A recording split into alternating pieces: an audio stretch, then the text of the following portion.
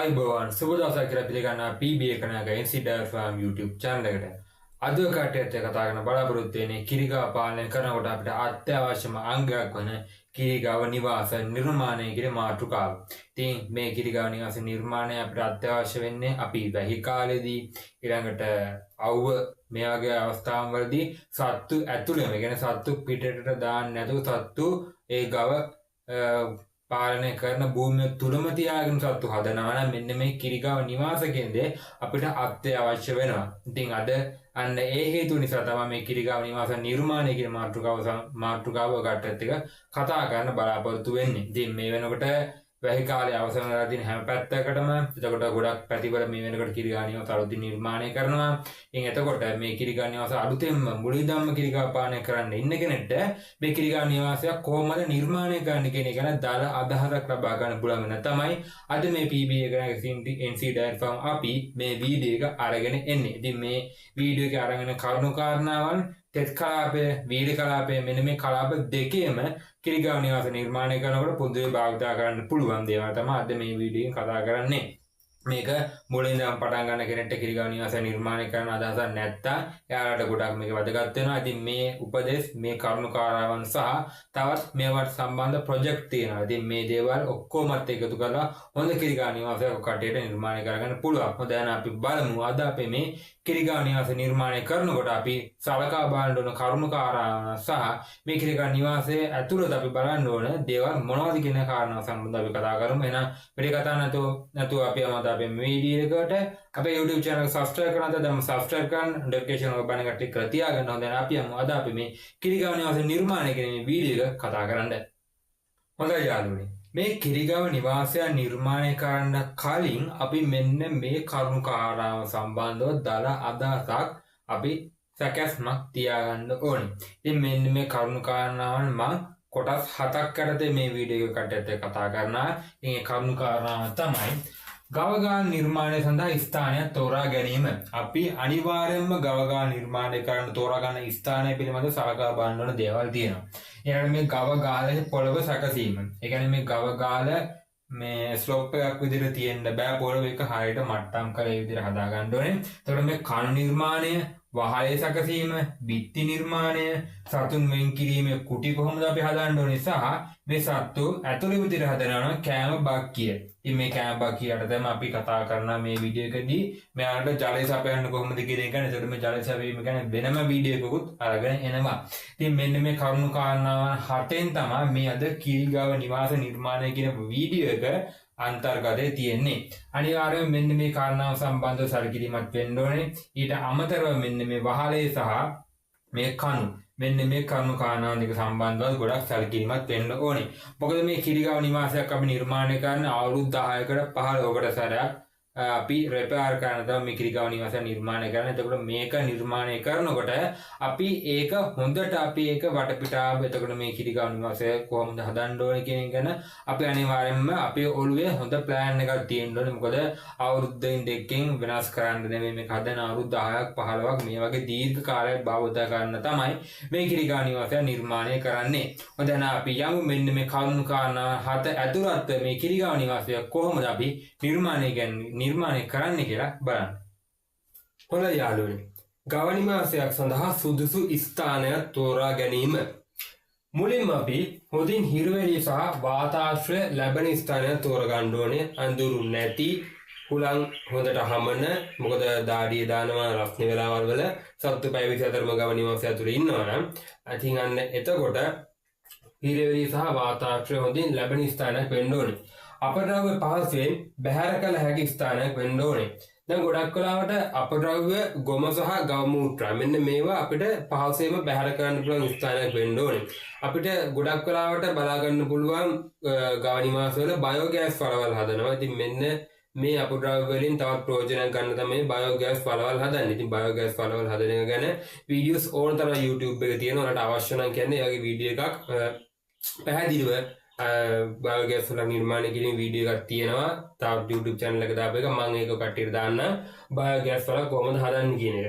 එතකොට මේ අපද්‍රව්‍ය අපිට තව පුළුවන් ගොම මේ අමු ගොම අපිට පුළුවන් හොඳට හිරු එළිය වැටෙන ස්ථානයකට දාලා මේව වියලන්න. ඊට පස්සේ මේ වියලලා වේලි ගොම පොහොර විදිහට අපිට අලෙවි කරන්න පුළුවන්. ඉතින් අපේ ෆාම් එකේ තේ දේ සිද්ධ කරනවා ගොම වියරලා ඒ වේලි ගොම විදිහට අපි අලෙවි කරනවා. ඉතින් ඒ දේ සිද්ධ කරන්න පුළුවන්.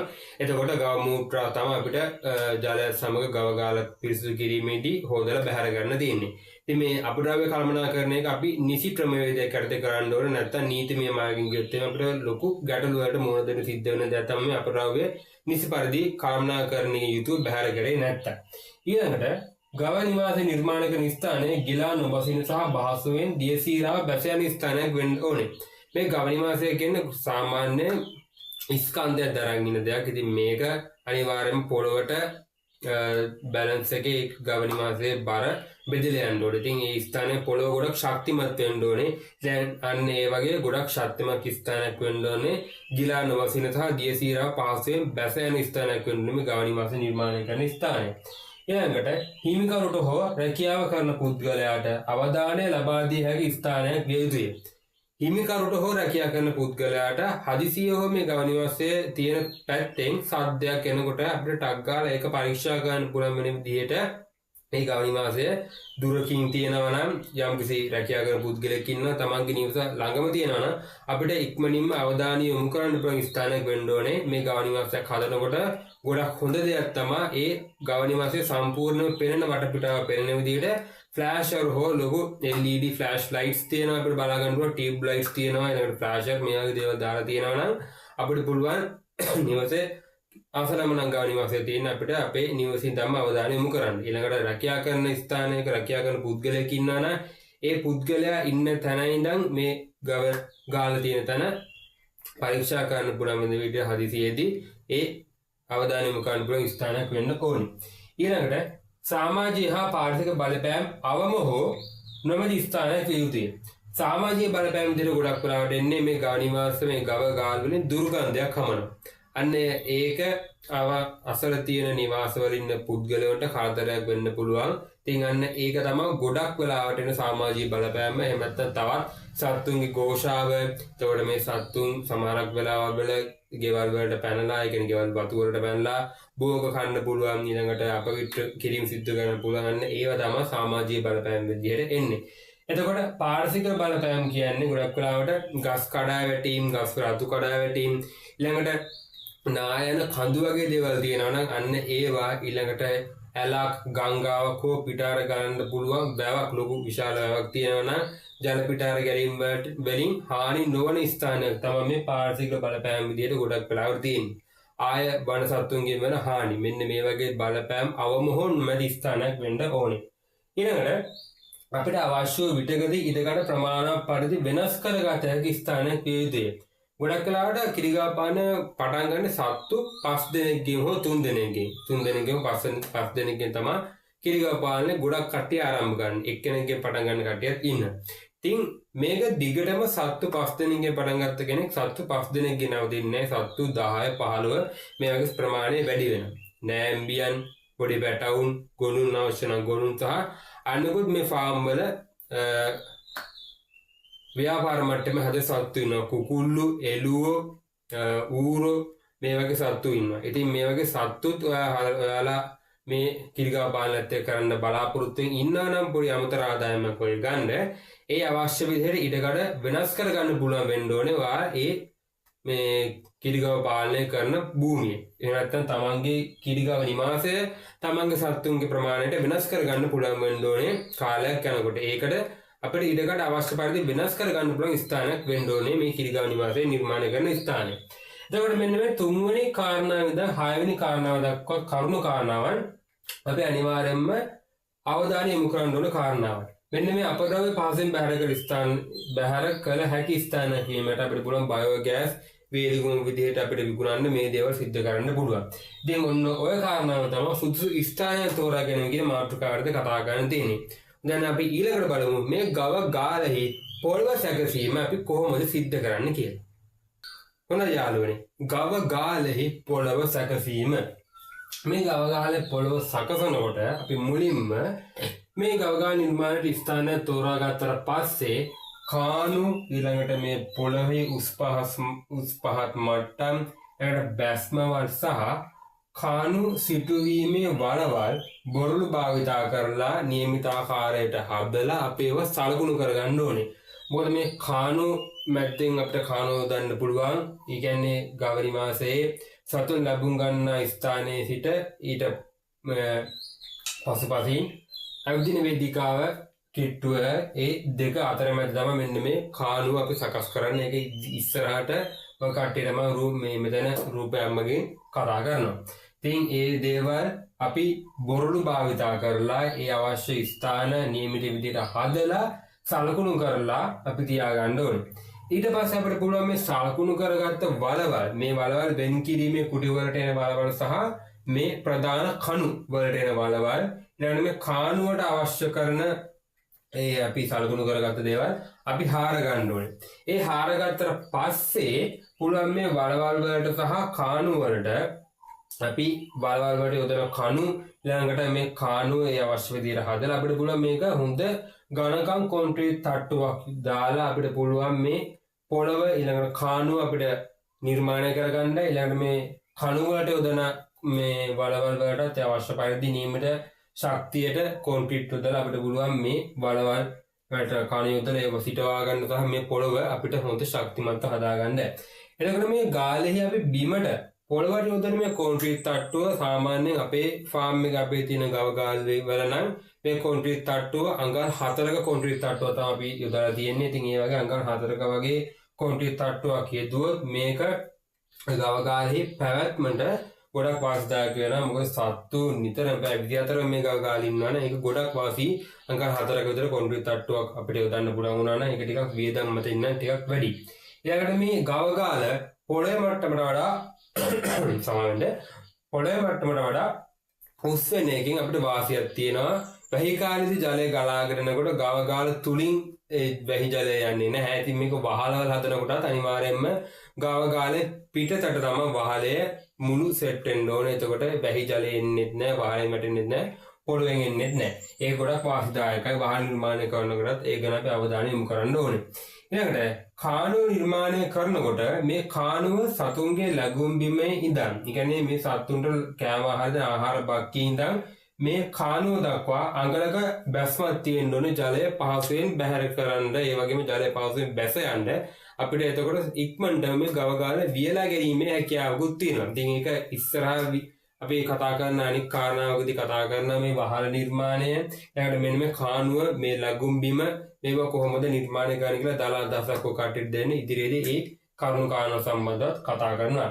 අදන අපි යමු අපේ ඊළඟ කාරණාව පිළිබඳව කතා කරන්න. හොඳයි යාළුවනේ. ගව ගාලේ කණු නිර්මාණය. ගව ගාලක් ගත්තාම ප්‍රධාන වශයෙන් මේ ගව ගාල කණු වර්ග දෙකක් තියෙනවා. එකක් තමයි මුදුන් කණු, අනිත් තමයි කොන් කණු. මේ මුදුන් කණුව කියන්නේ ගව ගාලේ මැද්දෙන් යන කණු සෙට් එක තමයි මේ මුදුන් කණුව කියන්නේ. ඉතින් මේක තමයි ගව ගාලේ ඉහළම කණු වර්ගය. ඊළඟට ගව ගාලෙහි දෙපැත්තේ කොන් වලට භාවිත කරන කණු. මේවට කියන කොන් කණු කියලා. ඉතින් මේවා තමයි ගව ගාලෙහි මුදුන් කණුට සාපේක්ෂව උසින් අඩුයි. ඉතින් මෙන්න මේ කණු වර්ග දෙක තමයි ගව ගාලේ ප්‍රධාන වශයෙන් තියෙන්නේ. ඉතින් එතකොට මේ ගව ගාලෙහි කණු ගත්තාම මේ කණු වලට නියමිත උස ප්‍රමාණයක් තියෙනවා අවම.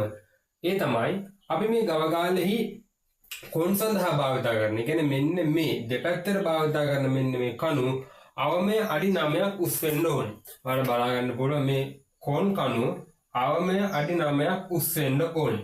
එතකොට මේ ගව ගාල නිර්මාණය භාවිත කරන මුදුන් කණු පොළොව මට්ටමේ ඉඳන් අවමය අඩි 12ක් උස් වෙන්න ඕනේ. කියන්නේ මෙන්න මේ මුදුන් කණුව අන්න මේ මැද්දෙන් බලා ගන්න පුළුවන්. මෙන්න මේ මුදුන් කණුව අවමය අඩි 12ක් උස් වෙන්න ඕනේ. කොන් සඳහා භාවිත කරන කණුව අවමය අඩි 9ක් උස් වෙන්න ඕනේ. ඉතින් එහෙම උස් වෙන්න ඕනේ ඇයි කියන එක ගැන ඔය කට්ටිය දැන් කල්පනා කරනවා ඇති. දැන් සාමාන්‍යයෙන් මිනිස්සෙකුගේ උස අපි ගත්තොත් එහෙම අඩි 5 ඔන්න ඔය අතර උසකට ඉන්න මිනිස්සු. ඉතින් එතකොට මෙන්න මේ ගව ගාලට යනකොට ඇත්ත වශයෙන්ම කිව්වොත් එහෙම මේ හැම මිනිස්සෙකුටම මේ ගව ගාලට යන්න බෑ. ඉතින් කලාතුරකින් මීට වඩා උස මිනිස්සුත් ඉන්න පුළුවන්. අඩි 6මාර වගේ මිනිස්සු ඉන්න පුළුවන් කලාතුරකින්. ඉතින් අන්න එතකොට මෙන්න මේ කොන්ක්‍රීට් තට්ටුවක් අපි යොදන පොළොව මට්ටමට. ඉතින් මේක ඉතින් පොළොව මට්ටමකට වඩා උසින් තියෙන සාමාන්‍යයෙන් ගව ගාල නිර්මාණය කරනකොට මම කලින් කතා කරා පොළොව පස් මට්ටමට වඩා උඩින් තමයි මේ ගව නිවාසයක්ම නිර්මාණය කරන්න ඕනේ. ඉතින් ඒ කරුණු කාරණාවන් ඇයි කියලා කතා කරලා මීට කලින් කොටසේ වලට ඒක මම කිව්වා. ඉතින් එතකොට මේ කොන්ක්‍රීට් එක උඩට කකුල තියලා ඉස්සෙනකොට ලොකු chance එකක් තියෙනවා මීට වඩා අඩු වුණොත් එහෙම රූපගෙන විතර හිතන්න බා මේ මෙන්න මේ වහලේ ඔළුව වැදෙන්න ලොකු ඉඩ කඩක් තියෙනවා. ඉතින් මේක සාමාන්‍ය නිකන් ඇවිදන් ගිහිල්ලා ඔළුව වැදුනට ප්‍රශ්නයක් සිද්ධ වෙන්නේ නැහැ. නිකන් අපි හදිස්සි වැඩකට අපි හිතමු සතෙක්ගේ කකුල පැටලලා වැටුණා. නැගිට ගන්න අපහසුයි. ඒතකොට අපිට ඉක්මනට යනකොට වැදුනොත් එහෙම ඉතින් ඔළුවට ඩැමේජ් එකක් සිද්ධ වෙන්න පුළුවන්. මොකද සීට් භාවිතා කරනවා. සීට් භාවිතා කරන ඔළුව පැරිලා නතර වෙනවා. ඉතින් බැලලාකත් තහඩු අමානෝ තහඩු ඊළඟට තාකරම් මේ වගේ දේවල් භාවිතා කරනවා සමහර කට්ටිය. ඉතින් එහෙම වුණොත් ඔළුව කැපිලා අරට වඩා ලොකු හානියක් සිද්ධ වෙන්න පුළුවන්. දෙකෙන්ම වෙන හානිය එක හා සමාන මට්ටමින් යනවා. ඉතින් ඒ වගේ දෙයක් සිද්ධ වෙන්න පුළුවන්. ඉතින් ඒක නිසා අවම අඩි 9ක් වතු කරන්න ඕනේ. ඒ වගේ තමන්ගේ වහලේ ඔළුව වදිනවා නම් ඒක ගැන අවධානයෙන් යන්නත් ඕනේ. ඉතින් අනික් කාරණාව තමයි මේ රස්නේ කන්ට්‍රෝල් කරගන්න පුළුවන්. ඒකට මේක ඇතුලේ තියෙන මේ රස්නේ ඔබට පාලනය කරගන්න පුළුවන්. ඉතින් වහල නිර්මාණය කරනකොට මැදින් මෙන්න මේ විදිහට මුල්ල සෙට් වෙන්න දැන් අලුත් ක්‍රමයට වහල හදනකොට නිර්මාණය කරන්නේ නැහැ. මෙන්න මේ විදිහට මැද කොටස හිස්. මෙන්න මේ කොටස හිස් කරලා මේ දෙපැත්තෙන් කණු දෙකක් දාලා මෙන්න මේ විදිහට උඩින් ගිය වගේ හිටින්න මැද්දෙන් බොක්ස් බාර් වගේ දාලා තමයි හදන්නේ. මේ විදිහට රූපයන් දුත් එහෙම මෙන්න මේ විදිහට කණු ටිකක් මේ බොක්ස් බාර් එකක් යනවා. මෙන්න මේ ආකාරයට මෙන්න මේ කෑල්ල සම්පූර්ණයෙන්ම ඕපන් වෙලා තමයි තියෙන වාතාශ්‍රය ඉහෙලනුත් වෙනවා. රස්නය පිට වෙන මේ ඇතුළේ තියෙන රස්නය මේ ඉඩස් වලින් එළියට පිට වෙලා යනවා. ඉතින් එතකොට සත්තුන්ට ඇතුලේ දාඩිය දාන්නේ නැහැ, උණුසුමක් නැහැ. උණුසුම පාලනය වෙන සත්තුන්ට ඇතුලේ ඉන්නත් පුළුවන්. ඉතින් ඒ විදිහට තමයි වහලය නිර්මාණය කරනකොට අලුතෙන් නිර්මාණය කරන්නේ. ඉතින් එතකොට මේ ඝනකම් කොන්ක්‍රීට් තට්ටුවක් භාවිතා කරලා තියෙනවා. ඒකත් මම මේ සඳහන් කරලා තියෙනවා. ඒතර මේ කණු වල උස මෙතන සඳහන් කරලා තියෙන්නේ කොන්ක්‍රීට් තට්ටුවේ ඉඳන් පොළොව මට්ටම කිව්වේ මෙන්න මේ පොළොව නෙමෙයි මේක පස් පොළොව. එතන මේ මෙතනින් උස්සලා යන කොන්ක්‍රීට් තට්ටුවේ ඉඳන් තමයි අඩි 9 සහ අඩි 12ක් මෙතන සඳහන් කරලා තියෙන්නේ. ඕක තමයි මේ ගවගාලේ කණු නිර්මාණය කිරීමේදී ඔයාලත් එක්ක කතා කරන්න තියෙන්නේ. ඉතින් මෙතන වහලේ සම්බන්ධව පොඩ්ඩක් කතා කරා. ඉතින් අපි ඊළඟට බලමු මේ ගවගාලේ වහලය කොහොමද අපි නිර්මාණය කරන්නේ කියලා. හොඳයි යාළුවනි. ගවගාලේ වහලේ නිර්මාණය මම කලින් කොටසෙත් කතා කරා මේ ගවගාලේ වහලේ නිර්මාණය කරනකොට දැන් අලුතෙන් ගවගාල නිර්මාණයේදී මෙන්න මේ විදිහට තමයි ගවගාල නිර්මාණය කරන්නේ. මෙන්න මේ තියෙන්නේ ගවගාලෙහි කණු වලට සෙට් වෙන වහලේ තමයි වලට මේ බලා ගන්න පුළුවන් වෙන්නේ. ඒක මෙතනින් මුදුන් කරලා මුල්ල විදිහට නිර්මාණය කරන්නේ නැහැ. මේ විදිහට ඒක මුදුන් වෙන්න කලින් මේ විදිහට නැවතත් ඉහළට බොක්ස් බාර් වෙන්න පුළුවන්. එහෙම නැත්නම් ලොකු අපි හිතමුකෝ ඒ කොන්ක්‍රීට් වලින් හදලා කියලා. එහෙම හදන්න ගොඩකට බොක්ස් බාර්ම තමයි දාගන්නේ. මේ බොක්ස් බාර් දාලා වහලේ යම්කිසි අඩියක් දෙකක් පමණ උස් කරලා මෙන්න මේ විදිහට මුදුන් වෙන්න වහලේ වෙනම ගහනවා. මේක මට රූපරාමු හොයාගන්න පුළුවන් වුණොත් මම ඒක මේ වීඩියෝ එකේ දාන්නම් මේ කොටසටම. එහෙ විදිහට තමයි වර්තමානයේ අලුතින් ගවගාල නිර්මාණයේදී ගවගාල හදන්නේ. මෙන්න මේ විදිහට. මේක කලින් ගවගාල නිර්මාණයේදී ත්‍රිකෝණ හැඩයට මූල සෙට් කරන හදන එක තමයි පැලෙන් ක්‍රමය. මේ විදිහට තමයි අලුතෙන් නිර්මාණය කරන්නේ. ඉතින් මේ පැලෙන් ක්‍රමය කියලා දැම්මේ කලින් ගවගාල නිර්මාණය කරේ. මෙහෙම ඒ කාලෙදිම සමහර කට්ටිය මේ විදිහට ඉඳලා ගවගාල නිර්මාණය කරා. ඒක තමයි දැන් වර්තමානයේ ගොඩක් ගවගාල නිර්මාණය කරනකොට මේ ක්‍රමය තමයි භාවිත කරන්නේ. එතන මේ ගවගාල වල වහලය සෙවිලි කිරීමකට අපිට සීට් භාවිත කරන්න පුළුවන්. තහඩු භාවිත කරන්න පුළුවන්. දැන් වර්තමානයේ පොල්ලොත් භාවිත කරන්නේ නැහැ. සීට් හෝ තහඩු තමයි භාවිත කරන්නේ.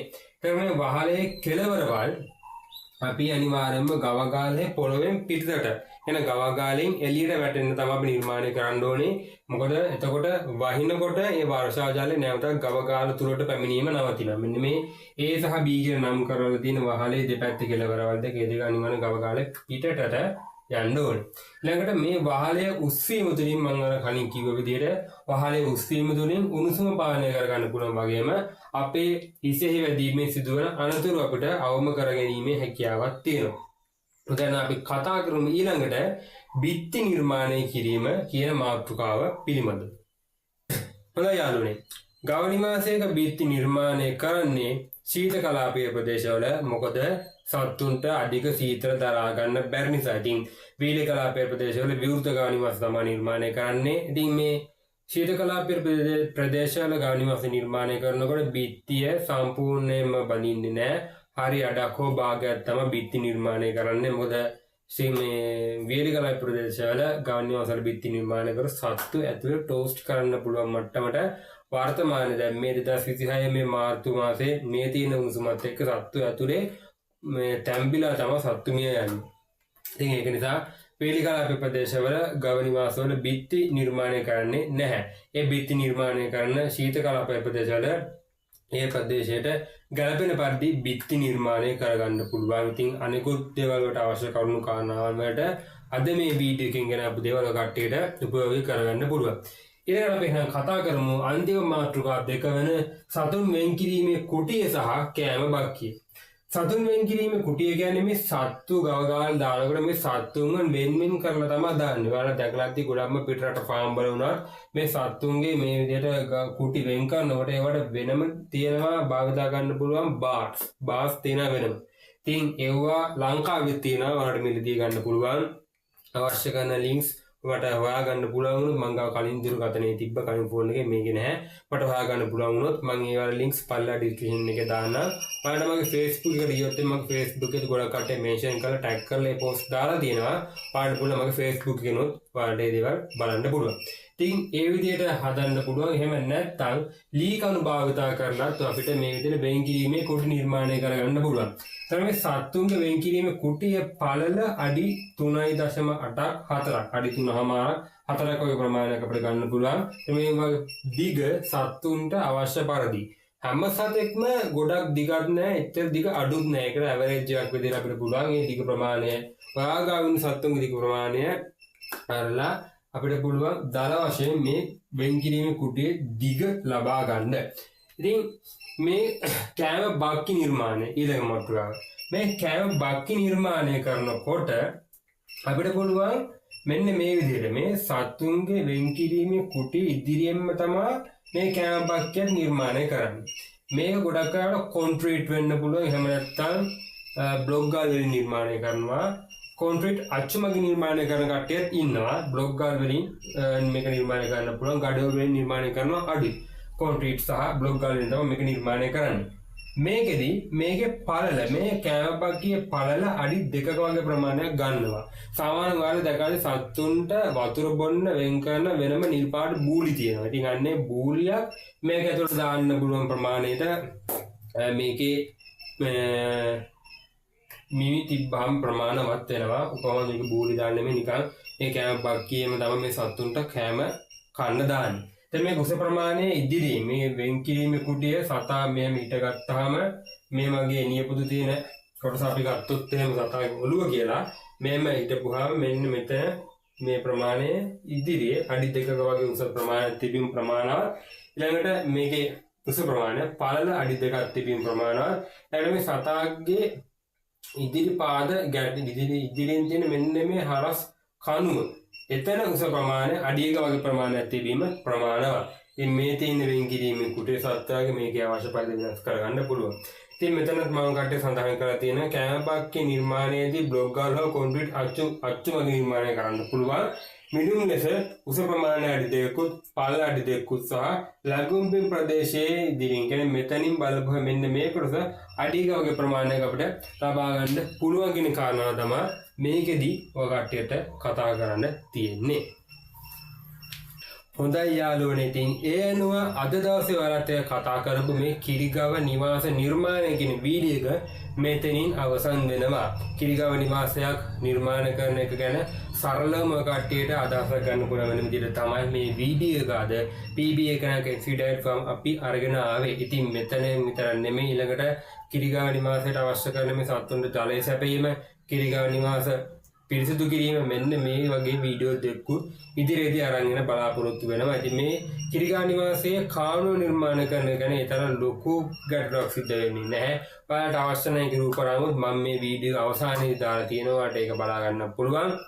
ඒ තරම් නෙමෙයි ඔයාලට මොකක් හරි දෙයක් ගැන අපහැදිලි දෙයක් තියෙනවා නම් ඔයාලට පුළුවන් මගේ WhatsApp එකට මැසේජ් එකක් දාන්න 074යි 0639 අපේ WhatsApp එකට මැසේජ් එකක් දාන්න පුළුවන්. ඒ විතරක් නෙමෙයි මට තව කන්ටැක්ට් කරගන්න පුළුවන් විදිහට Instagram NC Dairy Farm ඔයාලට බලා ගන්න පුළුවන්. ඊළඟට TikTok Dairy PBA කරන හෝ PBA කරන NC Dairy Farm කියලා සර්ච් කරන්න.